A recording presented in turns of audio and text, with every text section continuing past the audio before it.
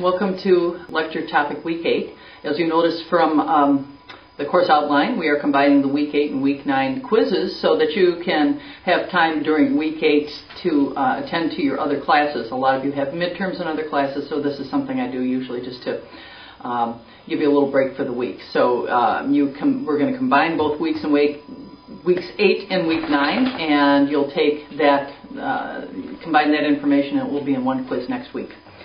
Anyhow, this week's topic is heart and circulatory system. It's of interest to massage therapy because massage is reported to increase both circulation and lymphatic drainage, and that's usually a very good thing for massage therapists. However, as you're going to read in your book, there are certain conditions that you really want to watch out for, circulatory conditions, that massage may not be good for. And you got to think about it. If there's an interruption anywhere in the circulatory system, like I had a woman that has something called a stent, where it keeps the carotid artery open here. It's a little device that they implant. When she came to my practice and I saw that, it set up a red flag, and I required her to turn around and get me medical clearance before I was willing to do circulatory massage on her. So if there is any issue in the circulatory system that you feel that you need medical clearance for, always refer to your book to get further clarification on that. But you want to make sure that you have the doctor give you an okay for circulatory massage. I always list that in the request, that not just okay for massage, but circulatory massage, so that the doctor understands that, you know, whatever you're going to do is, providing you're doing Swedish type massage, is likely to increase the circulation. Another thing I was going to talk about this week, because it does relate to the heart, is emotional release. And any massage therapist who has been in practice long enough will probably have somebody who's on their table who has this happen. And in fact, I've had it happen. When it happened to me, it was such a surprise I can't tell you. It wasn't, the first time it happened, it was not on a massage table, but I was taking a private personal training session with a yoga instructor. And I wasn't feeling sad, I wasn't feeling bad, I was just having some back pain, and I wanted her opinion on some things I could maybe do to help that. And she had me in this unusual position where I was bent over backwards, and I had a block under my sacrum, and I had a weight plate on my thighs that she had found in my old weight training studio when I was a traditional personal trainer. And she had me laying there in this sort of back bend position. And she just said, well, I'm going to take the weight off now. And she said, you might expect a little cramping in your low back. And I went, okay, that's fine. And she took the weight off, and I couldn't have stopped it for the life of me. It was a flood of emotion. I was sobbing, I was snorting, I was crying, I was writhing on the floor. I just kept saying, I'm sorry, I have no idea what's happening to me. She did what I would encourage you to do, and that is to do nothing, basically.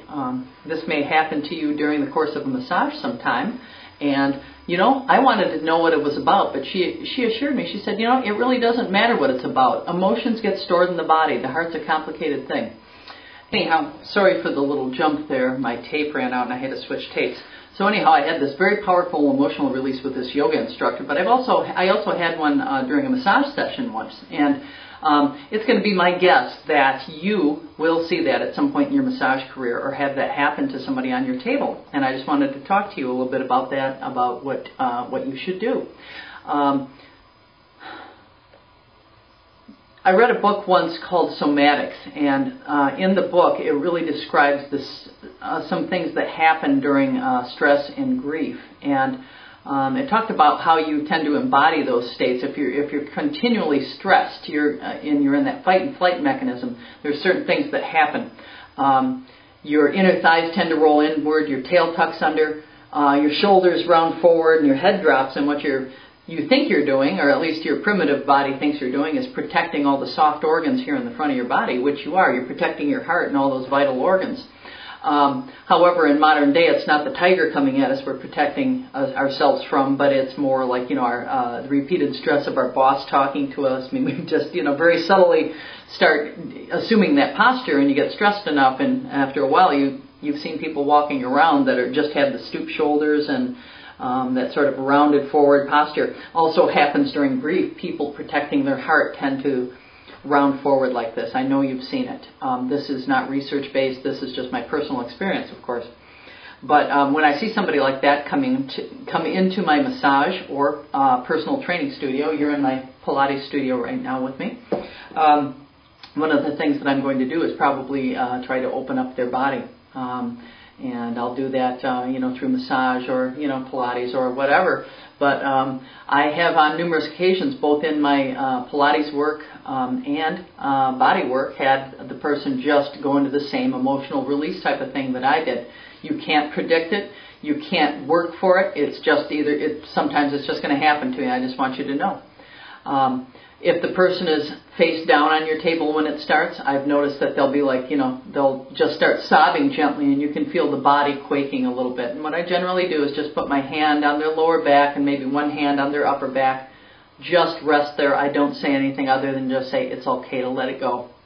And I wait it out. I don't try to analyze them. I don't pick them up and try to give them a hug, which can stop the process and is inappropriate in the situation.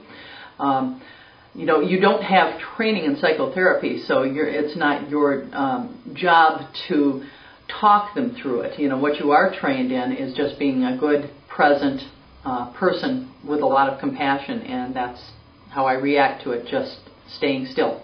I offer a box of Kleenexes. Would you like me to stop? I'll ask. Would you like me to stop the session?